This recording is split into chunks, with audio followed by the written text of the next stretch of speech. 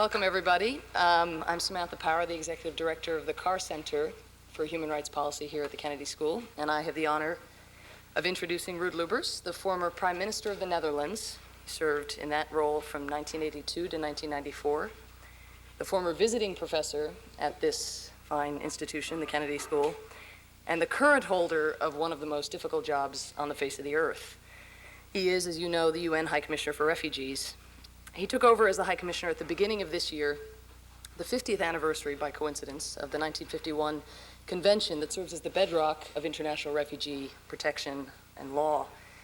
He committed himself at the outset to using his experience in the business sector to eliminate UNHCR's ever-widening budget deficit and to having the institution serve more of a coordinating role than it had been. Crises had cropped up throughout the 1990s, and the UNHCR had stepped into the void to tend to them and to mend where it could. The trouble was that meant a diffusion of mission, an overextension, some said, and one of the commitments he made right from the start was that UNHCR needed to return to its core bedrock mission, which was refugee protection. But he had a tough battle that lay ahead. The refugee crises didn't go away. There was a reason that UNHCR was in a position to have to tend to these crises over the years, previous decade. There was a tremendous donor fatigue as a result of those crises and a looming recession. So it wasn't easy to go with tin cup in hand to mend that budget deficit. In fact, it was one of the most hostile climates that the organization has ever faced.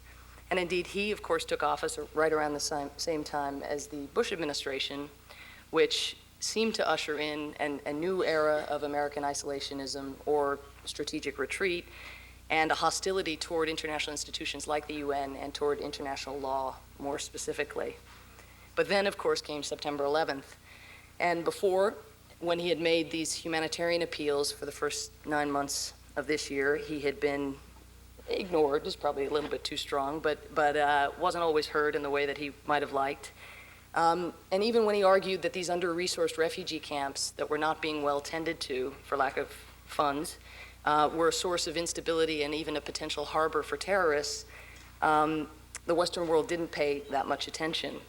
But of course, after September 11th, these refugee camps, which were once known only to aid workers who made careers traveling around the world to dangerous places, and known only to officials within UNHCR, are now household names. They're in the New York Times every day.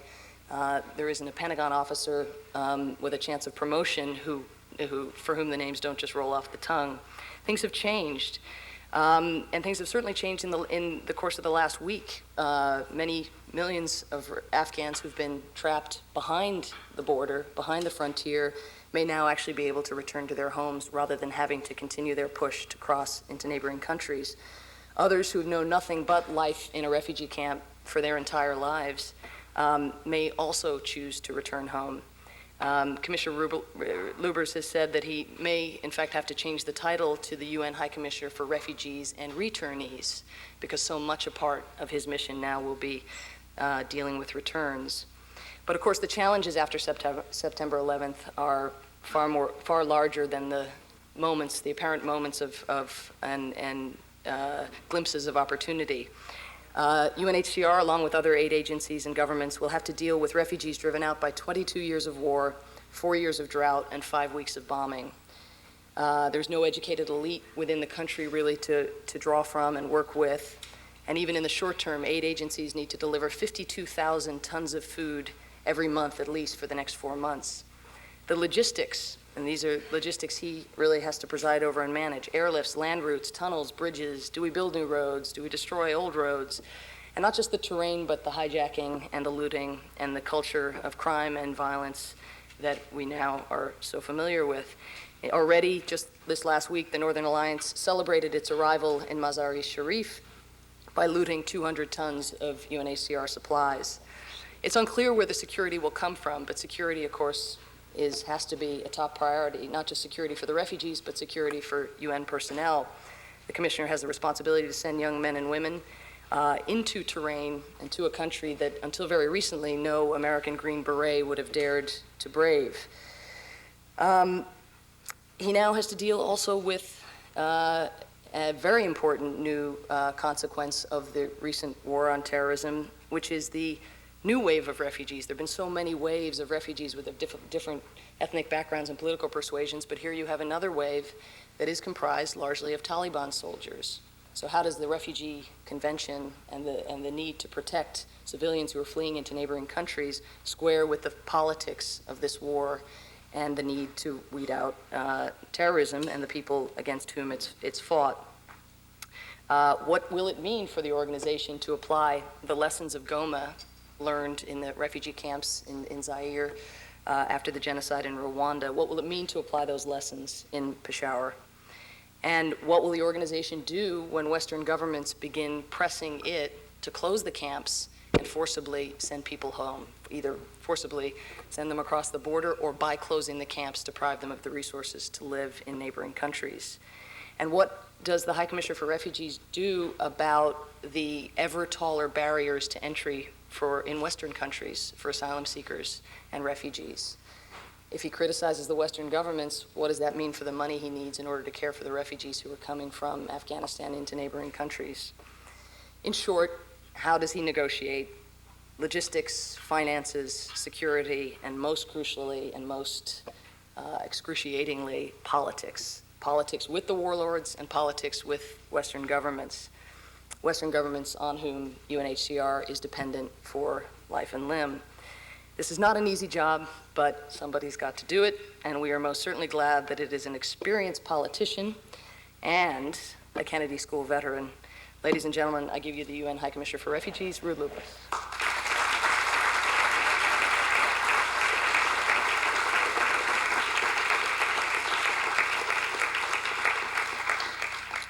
Samantha, thank you. It's good to be here with all of you. I started today with the Car Center, Human Rights, with my friend Michael Ignatieff. Related to that, of course, in the human rights tradition is this High Commissioner for Refugees. This started in 1950. Already before the Second World War, we had High Commissioners for Refugees, still not UN. The last one of them resigned when the governments of the matured democracies refused to be instrumental in solving the problems for the Jewish people living in Germany who needed the refugees outside. So the High Commissioner resigned, and you all know what happened since then. It didn't work out in any acceptable way.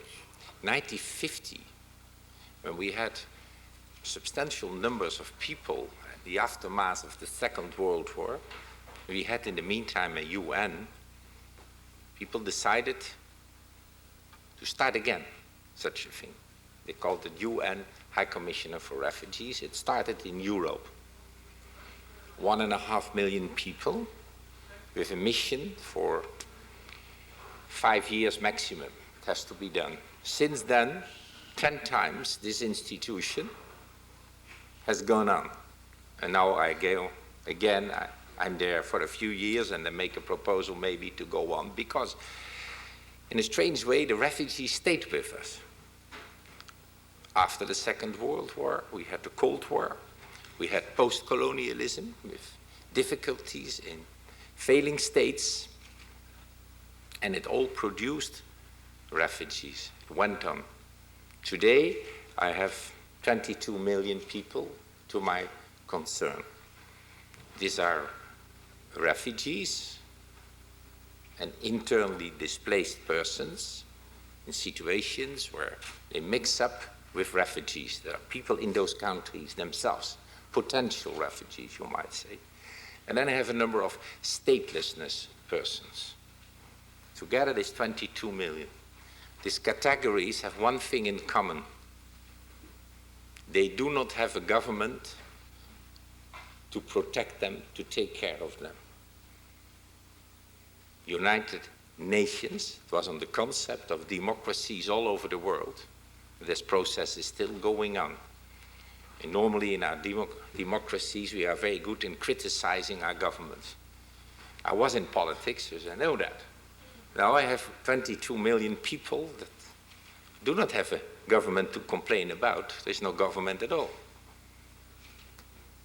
In 1950, people thought that democracies have an obligation, if you have refugees who have to flee for violence, for persecution or fear of that you should take care of them, not to push them back, but to accept. That is the beginning of a long history. If you take stock today, there still is enormous numbers. The best, of course, is to fight the root causes of refugees. And I could lecture you on that. It's partly the root causes and partly the diplomacy. It's a way of a tragedy that we are so rich and civilized that we are still not capable to be effective in taking away root causes and find diplomatic answers to crises. When refugees are there, coming out of the country, there's indeed HCR trying to register them, to protect them in a practical way, to give shelter to them, food, medicine. And in many cases, especially in the developing world, this has to be done in refugee camps. We're doing that. So far, so good. But I've learned quickly in my job now, protection and assistance to refugees is not good enough. We need also solutions. There has to be a perspective for a new life. What are the options? First, remigration. Have some patience. Try to be partner in improving the situation in the country where they were fleeing from, and then they can go home. And believe me, most of the refugees have that as their first priorities, to become returnees. The second option is that they find their new life in the host countries, the first country of asylum that they went to, let's say in the region. The third solution is that rich, mature democracies offer them a chance to come. We call this resettlement. Find a place in another country. Here in the United States is a tradition, maybe not sufficient, but there was a tradition and is a tradition of resettlement. Many Vietnamese in this country came in a resettlement program. They take stock of the situation. We have two tragedies. Still, we are not capable in the preventive to find solutions before we produce the refugees. Secondly, when we have the refugees, we are not generous enough to give them new life. On the contrary, I have camps where people are 6, 7, 8 years. Young children, women, still we keep them there. It's awful. Degrades people when you have to live there year after year. Then we have the second category, knowing there are no solutions, try to find a way to rich countries. But how to go? How to go there? They have no passports and visa and that sort of things you need. They have no permits. So they turn to human smugglers, criminal networks, who offer them to dump them in a rich country. Especially in Europe, this is happening these days. This is a tragedy, of course, because when they enter that country, people say, hey, are you really a refugee? And as you know, so many people who are not refugees are using the same criminal networks to come to the rich countries, that they are mixed up these flows, and in the opinion of governments and public opinion, many of them are phony refugees. So this has created a climate, anti-refugees. And beyond that, we are always good in egoism. So there's always a reason to try to get them out. In that sense, there is a very different climate. The free solutions are not really good functioning.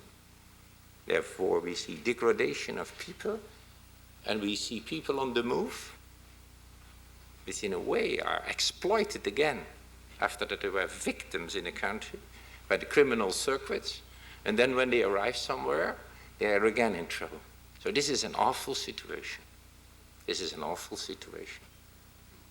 It's the more awful because at the same time, we know in history that refugees are very often very strong people with enormous capacity to achieve and become very valuable citizens in other countries. I'm not going to say that all refugees will become Einsteins. But Einstein was a refugee. That's just one small example. And in each country, in each city, I would say, you can write books about the valuable contributions of people who came from abroad.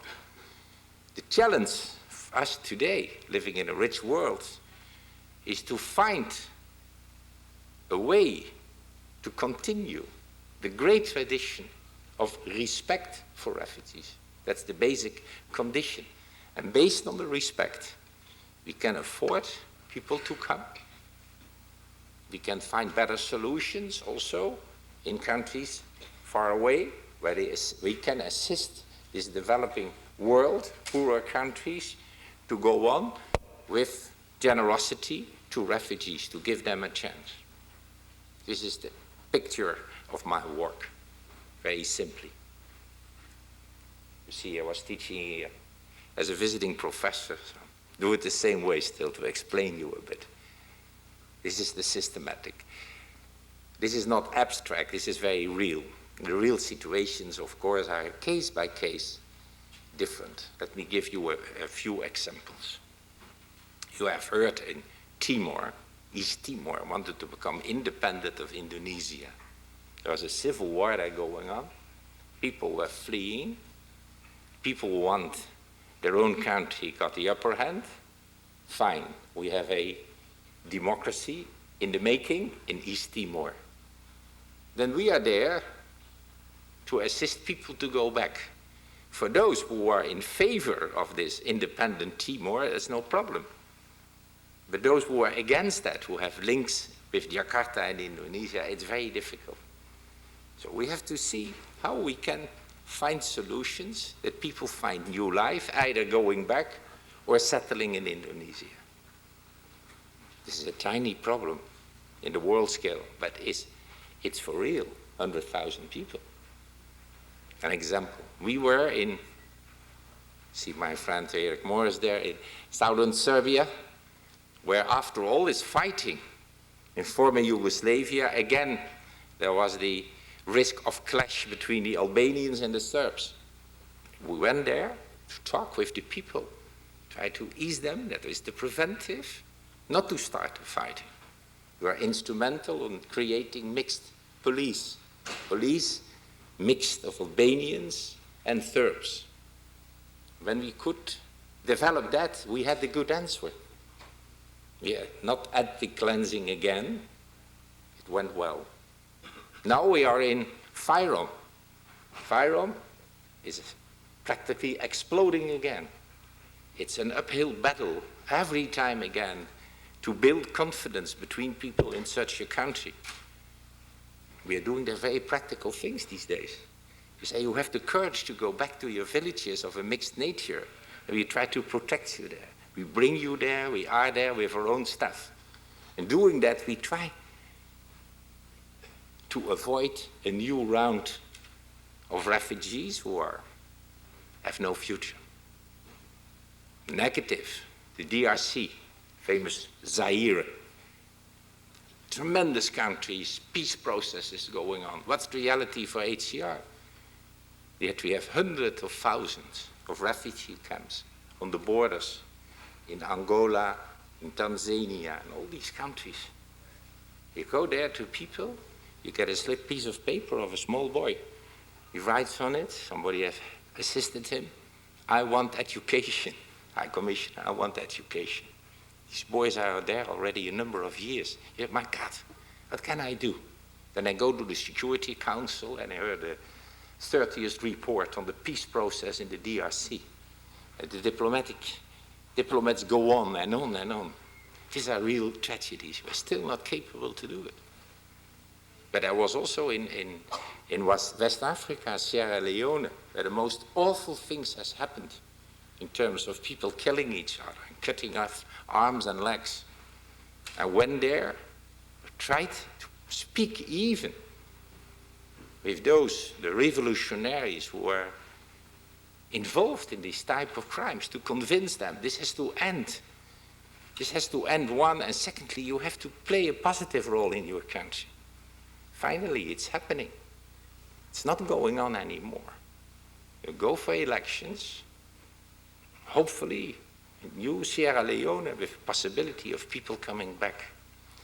So this gives you an impression what we are doing as HCR. It's an uphill battle. I said to you already, in a very different climate, a climate of egoism in the rich countries, who found good reasons to push the people out, not to accept them, not to find solutions. Then came the September 11. You know it all.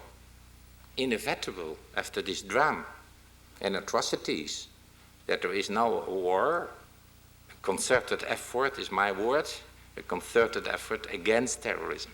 This is good. By the way, some people relate terrorism to refugees. It's absolutely nonsense. It's outrageous even. Refugees are victims of terrorism. They are not terrorists, they are the victims.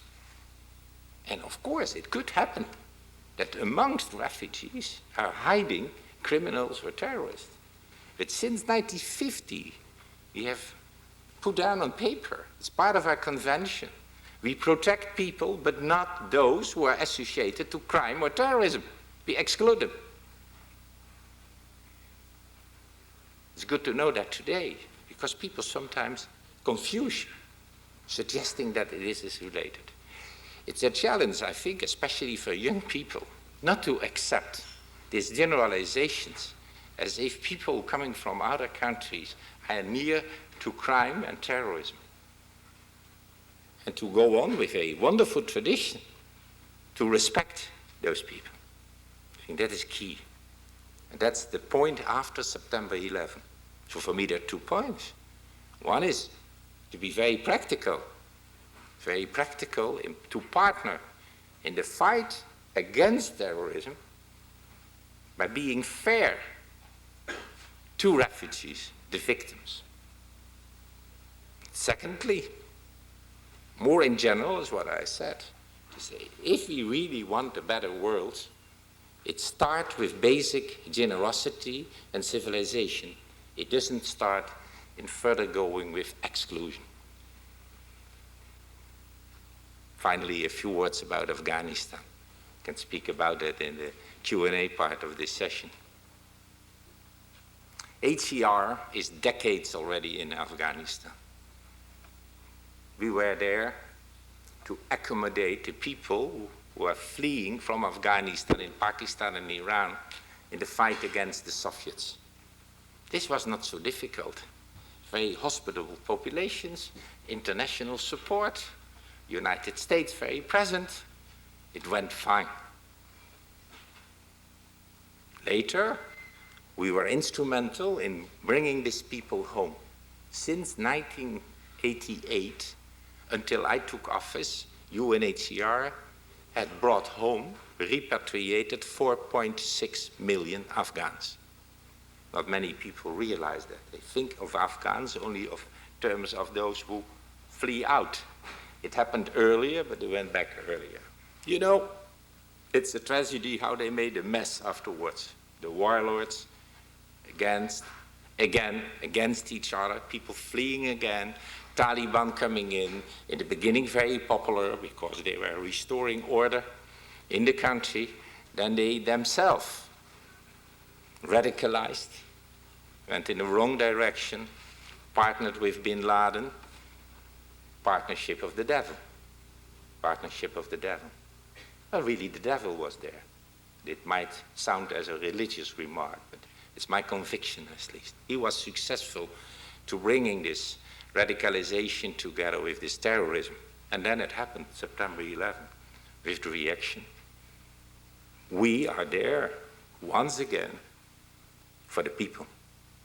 So I went to the Security Council and I went to state and I said, please let your military action effective, but take into account the people in the misery.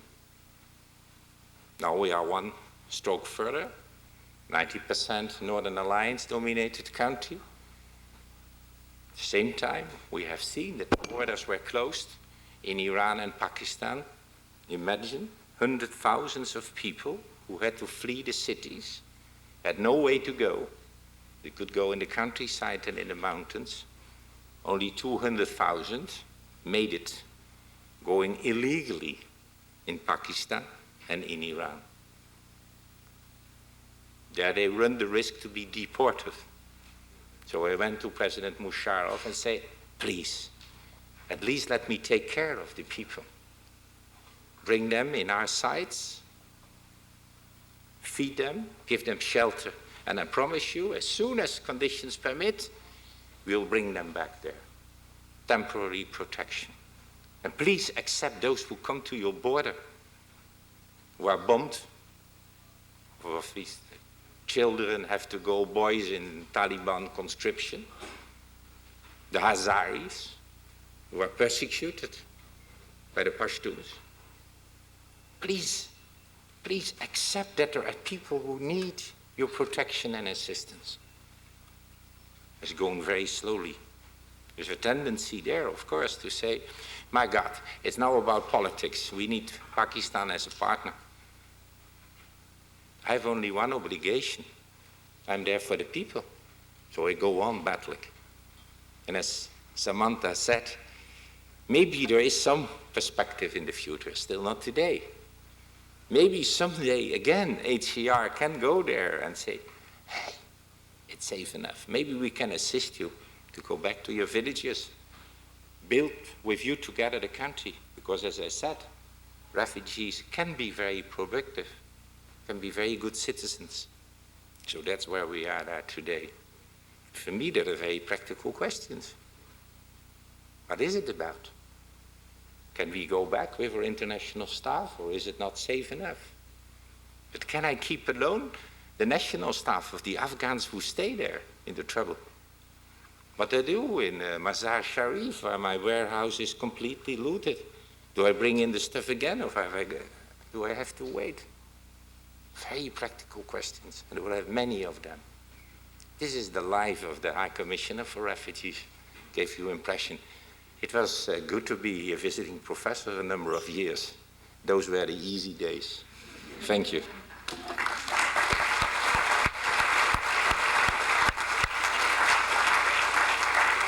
Okay, we will take questions. We're going to go until 5 o'clock. We're going to just use the 2 microphones on the floor, so if you who are upstairs would like to ask a question, just queue up here.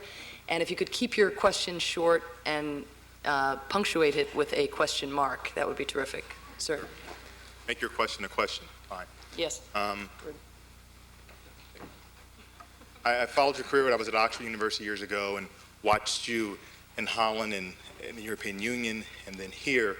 And you've seen supranational organizations, governmental organizations, and intergovernmental organizations. And I wonder in your position right now, Mr. Lubbers, which one is the most important when it comes to addressing these issues? Maybe all of them make sense, but it seems to me that it's the nation state, it's the governments of Pakistan, the United States, Holland, or what have you, that make the most difference. And I was curious which one of those organs is most important in making your job easier and making you more successful. I was 12 years Prime Minister in the Netherlands, and before that in politics there. I think indeed key, very vital, is to have a country, the nation state, as we say, a democracy. It starts there, is one. The second, though, is that you cannot live in a world in which countries only look after their own citizens and say it's done with that. We are not related to the problems outside. If we do not feel related to the problems outside our own country, we are part of the root causes of the violence of the future. So we need systems, UN systems, There are other possibilities as well, but systems to work together. But we need also values. It doesn't start with a system. It starts with an attitude. Therefore, I made this point so strong. Let me repeat it very shortly. United States is very much based on the initiative and the energy of the individual Americans. But at the same time, there's a common understanding in this country that you want to be proud on your own nation. Yes, I'm American. And you share values. Sharing values means that it's beyond only me alone. That's we, together. And that same thing is needed beyond the borders. You can't say we and they, the outsiders. You need to relate. And one of the possibilities is there, one of the necessities, is to take care of refugees. It's a very tiny part. What are we talking? A minuscule thing. If you would have the generosity to say, we do not accept young people to linger on year after year in refugee camps, then we would do a good thing. And we have to make that one stroke. A good democracy cannot go on to be a good democracy is there not the capacity of the leadership and the population to look a little bit further at your own country. Thank you. Thank you. Mr. Lubbers, my name is Andrew Lee. I'm a student at the Kennedy School here. I'm from Australia, who, as you know, had an election last Saturday, and an election campaign in which refugees were a significant political issue. It seems to me that refugees are, in a sense, the wedge politics issue of the 21st century, in the same way as Ronald Reagan used civil rights issues to split the Democrats' socially conservative working class base away from it and keep the Democrats out of power for 12 years in this country. John Howard in Australia, to some extent, used refugees as an issue to split the non-college educated working class base from the Labor Party. So I guess my question to you is how we manage to create a constituency, or how you manage to persuade those who are non-college educated, working class, may not necessarily resonate to the sort of highfalutin appeals to human rights that might work for those in the room. This starts in the society itself. It starts with a civil rights movement, if you like. It starts to say, we don't accept that you violate human rights, and we don't accept that you push out victims of violence, which our refugees are. It starts all there. It's not a question of top diplomacy. It's a question of a society who refuse to live with a lack of justice. I mean, that are the key points. So my answer to you is, how do you do this? This way. Therefore, I need you. I address people, I go around, and here is a similarity with national politics, I think. It starts in the society itself. It's not about the good government system. It has to start in the society. Thank you. Hi, my name is Adam Stofsky. I'm a law student. My question is about, I guess, the definition of what a refugee is. Traditionally, the UNHCR's office is responsible for victims of conflict and political persecution. But my question is about, I guess, poverty, and looking at poverty as political. You see this a lot when working with migrants from the Americas, working with asylum seekers in the United States. That distinction begins to break down. Can you view economic migrants in a way as political migrants? Is this something we'll see more as globalization continues to progress and as borders between countries become less significant with regards to labor? It's true that the distinction between migrants and refugees is blurred, because in modernity, in these days, globalization has brought even bigger differences of income, and it is more visible, so it's more attractive to go on the the move. You're right. Still, and that's important to work on root causes, as they say. This is diminishing poverty. The second is fair politics, as I said shortly, of migration, managed migration. I think this is also fair to the refugees, because beyond being poor, they are persecuted, or they have reasons to flee the country because they're just very scared and for good reasons. Now, I concentrate, that's my mission on the refugees. I see, of course, the broader context, but I have flagged here and I explain here my mission in relation to refugees. Thank you. Hi. Hello. Hi, I'm Tiziana Deering. I was an alumna here and a former student of yours a couple of years ago. And I'd like to understand a little bit better the balance of concern between transfer, especially in the Afghanistan situation, transfer of sort of pure humanitarian assistance versus refugee protection. If you could talk a little more about that balance of concern. Okay. The refugee protection is a role of advocacy in the first place, to say to governments, you have to accept the people. This is now in the case in Pakistan as well as Iran. There starts protection. We can help the governments in fulfilling their protection responsibility, being available to build sites where we provide shelter and food and medical treatment, etc. This is the real protection aspect. The second thing, of course, is that we have to do humanitarian assistance beyond the protection for the refugees, for all the people in Afghanistan. That's what we are doing as a UN family. We have a World Food Program with many what we call cross-border operations. This is assistance. This is very valuable. It's very humanitarian. It's also to prevent further outflows of people. So here you see the connection between the specific protection role plus assistance related to that in the host countries and the work we have to do in Afghanistan itself. Thank you. Just to follow up on that, are you the lead agency as in the assistance provision? UNHCR, do all the NGOs, are they answering to you as they were in Bosnia? No, we are the lead agency for the refugees outside, and we will certainly be the lead agency for the returnees, but we are not the lead agency for the assistance to uprooted people, internally displaced person in Afghanistan. That's a special organization called UNOCHA. Yeah.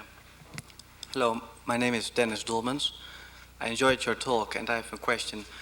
Basically, you are the president of 16 million refugees and president without the money. You were president of a nice country before.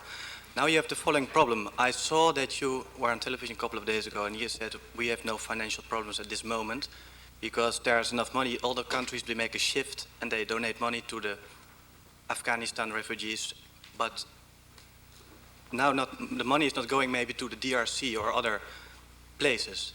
You are the president of those 60 million people. How are you going to explain this to the people in other countries, like those persons sitting on the border of Sierra Leone or other countries? How are you going to explain, this time I have no money for you, because the countries donated money, they shifted their money from A to B, or from B to A, Afghanistan.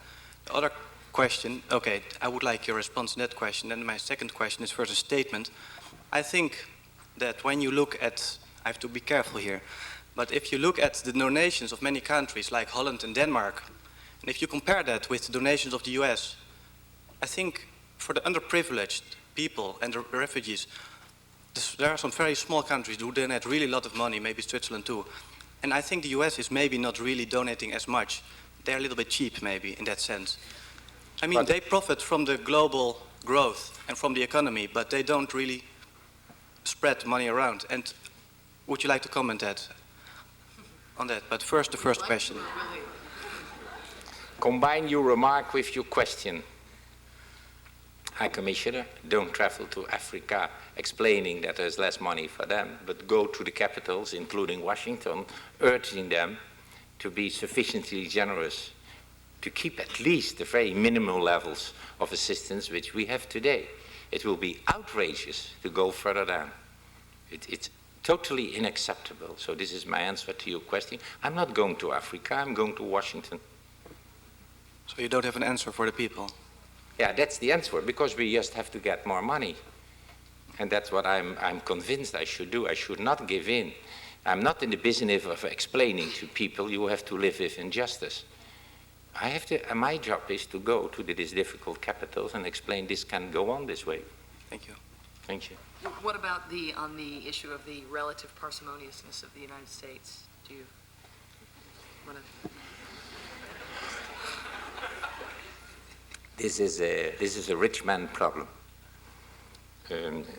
United States is a very big country. They say, see, our donation to UNHCR is X million dollars. So that's fantastic. Then we say, but you are a very big country. If we compare this with the Scandinavians, the Dutch, the Swiss, they do much more, as the gentleman said. Then the answer, yeah, but they are small countries. We are a very big country. So this is more or less the answer. My name's Samantha Bolton, and I worked for 8 years for Médecins Sans Frontières in various war zones, so I've seen many of your people. And my question is, I was interested to hear that you were quoted as saying that you should be renamed the Commission for Refugees and Returnees, because as we know, if you were to take that 22 million number and add the displaced, the internally displaced, who are really the ones, in many cases, who are forgotten and in need, it would double. And I know that the UNHCR, I mean, everyone would agree they are the best place to deal with these people. UNOCHA is only a coordinating body. You have the capacity. But refugees since the end of the Cold War are no longer politically interesting. And that's why you are being pushed to talk about returnees. Refugees only go home when it's safe for them to go home. So to deal with returnees isn't really where the need is.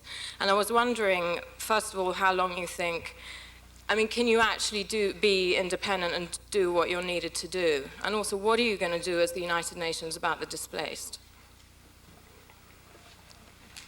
What shall I say? There are many questions, many remarks. Still, I think that it's not irrelevant what we do. Either in the preventive, I gave a few examples, as at the process that there is a capacity to go for peace. So it doesn't go automatically. I agree with you, when it's safe enough, people go. But the question is, how do you get safe enough, and how do you create conditions that it can happen? So this is my answer on this point.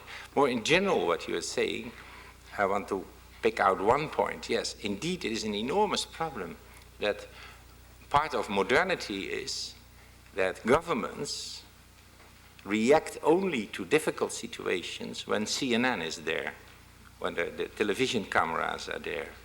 And that is one of the big problems, not only for UNHCR, also for other members of the humanitarian family. It's difficult to raise sufficient awareness to get the financial resources to do your job at the very same moment that the CNN is not any longer there, or the television. I think this is a key point. A final point, because you are Médecins Sans Frontières, I think what's very important is that the coalition of the humanitarian family shows itself very strong. Sometimes I think we lose some energy in talking about how it could be done different, forgetting the main point, that we are the same ballgame, that together we have to join forces to put pressure on the political systems in relation to the earlier remarks. Thank you. Sir. Mr. Lubas, my name is Dumisani, and you spoke about the need to have generosity and kindness in addressing this issue. So to complement the financial efforts that are being made and the logistical efforts being made to address the challenge of refugees, how do you suggest that we could perhaps use documents like the Earth Charter that is being used to promote the idea of sustainability and caring for the community of life, to inspire both governments and civil society to realize that these challenges do have are interlinked, and to realize the interdependence of humanity, because they seem to be faced with more of especially governments have a hard time accepting the message of such simple messages as generosity and kindness and ethics and values. You mentioned the Earth Charter. This comes out of the tradition of Rio de Janeiro and the concern, especially of non-governmental organizations, that in our success of the economy, we are bringing down at the same time nature and environment. Therefore, it's called Earth Charter. Working on the Earth Charter, we came to the conclusion that to be successful in a different way of approach. It's not only about nature and environment, it's also of eradication of poverty, taking care of refugees, etc.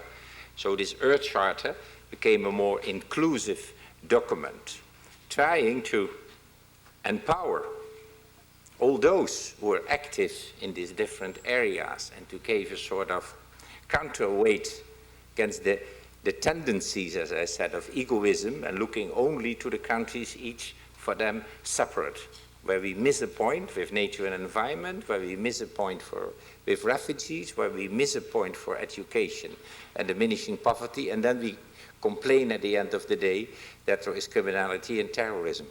So I mean, this is really a effort to reorient, starting, as I said, with civil society, with non-governmental organizations, to give the signals to the government. Thank you. Thank you very much. Hello, my name is Neil Brown. I'm a student at the college. You spoke a bit about the security of your personnel in your talk, and I'd like to ask you a question about this.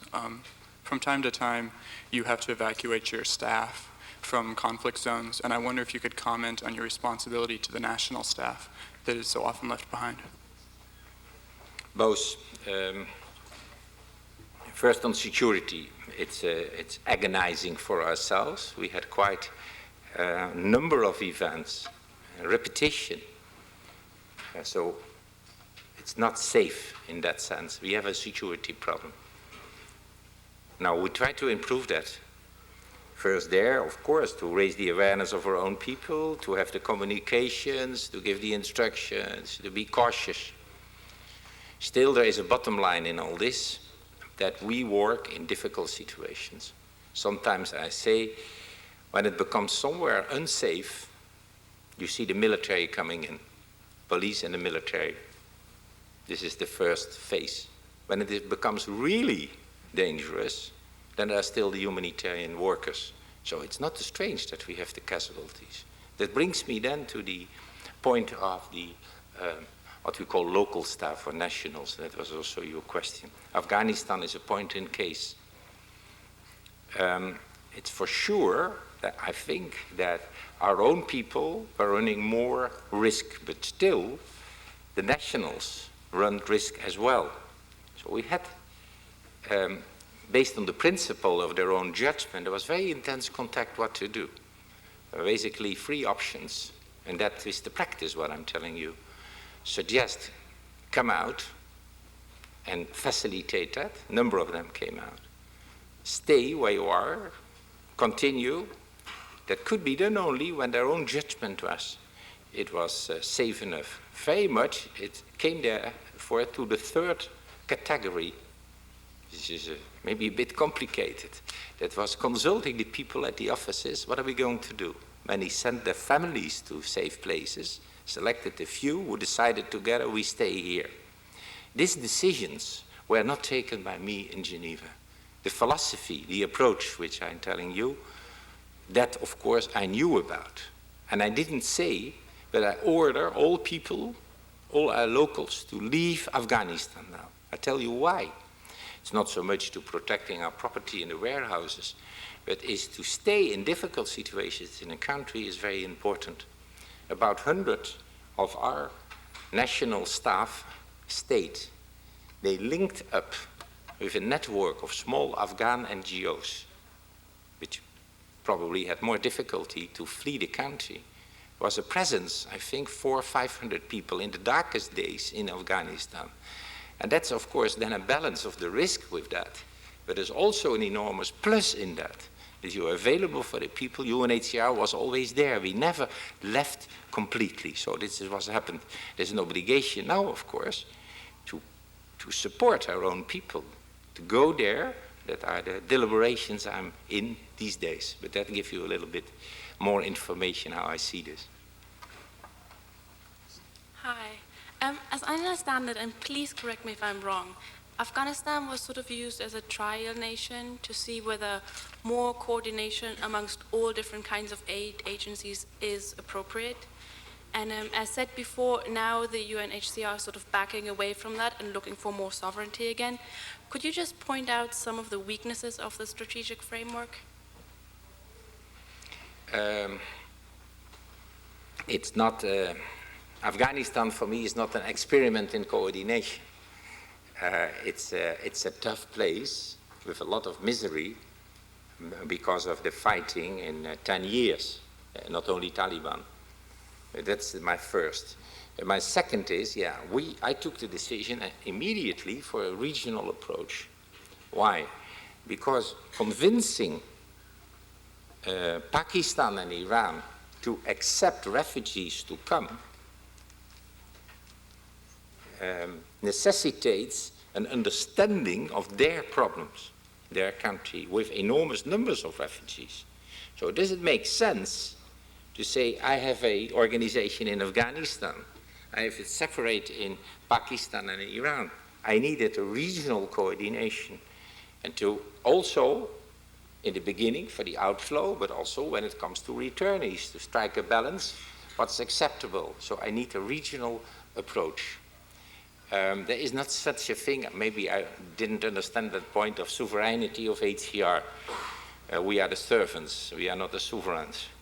So I don't know what you mean with that, but at least I could explain why we go for a regional approach. And that was copied immediately after also by the other organizations. One after another said, let's go for a regional approach. So that's what we are doing now. Okay, we'll just take these last two questions, Jim. I could ask many questions about other various parts of the world that you've referred to. My name is Jim Tipton, but having lived in Afghanistan for a year, 40 years ago, I'm concerned about that. What I'll ask you about now is you and your workers, and thinking of the returnee question, are you concerned at all, are you and your supporters concerned at all with the possible attempt to have revenge when they get back? Language also is involved in that, but they're different tribes. And I'd be interested in how you see, my question, I could give more detail on it, but to make it short, that's what It's a key question, sir.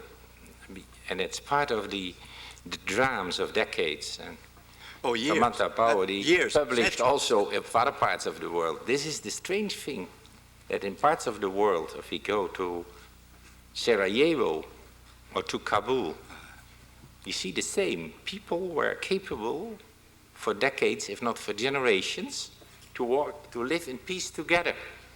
And then something happens. The people are obliged to make a choice and to say, the other, my neighbor, is not any longer my neighbor, it's my enemy. And then these instincts, racial instincts, are exploited by warlords and political leaders. And then the big question is there a possibility afterwards to overcome the hate, imagine coexistence? We have projects on that.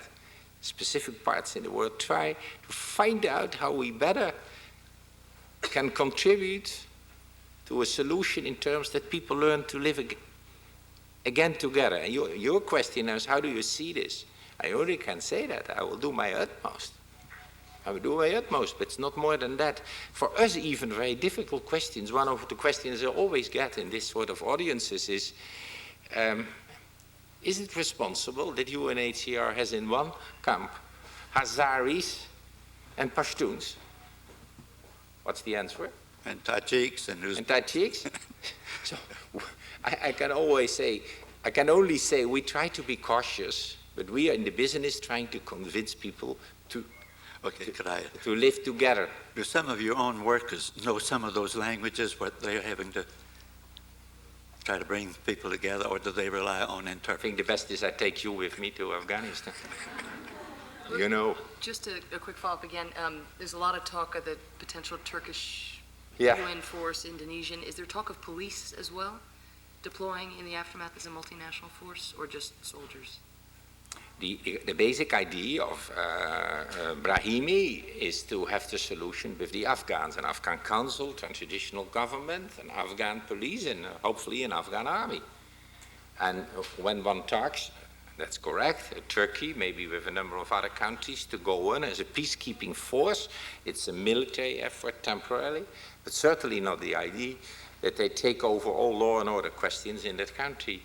The less the better, the shorter the better. Last question. Hello, my name is Trina Vithiathlon. I'm a graduate student here at the Kennedy School. You mentioned that you've had the opportunity to speak with decision makers, the people who on a day-to-day basis are sort of deciding how this war in Afghanistan is occurring. And I was wondering specifically what strategies you've lobbied or asked them to take so that this war on terrorism doesn't become a war on the refugees, and then B, if they've actually employed those strategies that you've asked them to take. I concentrate on that point. The war against terrorists should not become a war against refugees. What we are doing with the policymakers in New York, because this is a UN Security Council thing in the lead with the British ambassador, first to explain how our convention is. I explained it here. Secondly, to say we are available to work on practical systems, to check on people, to select them, to sort out are these refugees, yes or no, work together there. So this is that part of the question, that's the point. There's another point, however, that has nothing to do with these systems, let's say, and governance systems and governmental systems, but that's more the attitude. I'll give you another example. I wrote recently a letter to President Bush on the point of the law he still had not presented, but not signed, to accept for the next year a quotum for resettlement. I wrote him, dear sir, this is very bad, because maybe you are busy with other things, but every week that you don't sign the bill, many people will be disencouraged and think, hey, even the United States, which has a tradition of resettlement, is starting to hesitate now. And I write another letter about, I think, 380 Afghans who are already selected earlier for resettlement, but don't hear now that they can come in. The process is stagnating. So also there I try to do things, and I hope that those things will be signals to other countries, because there's such a tendency to make the political speeches to keep the people out that we need some demonstration, I would say, from generosity. So I hope if we are that successful in airstrikes, we will be successful in resettlement as well. Thank you.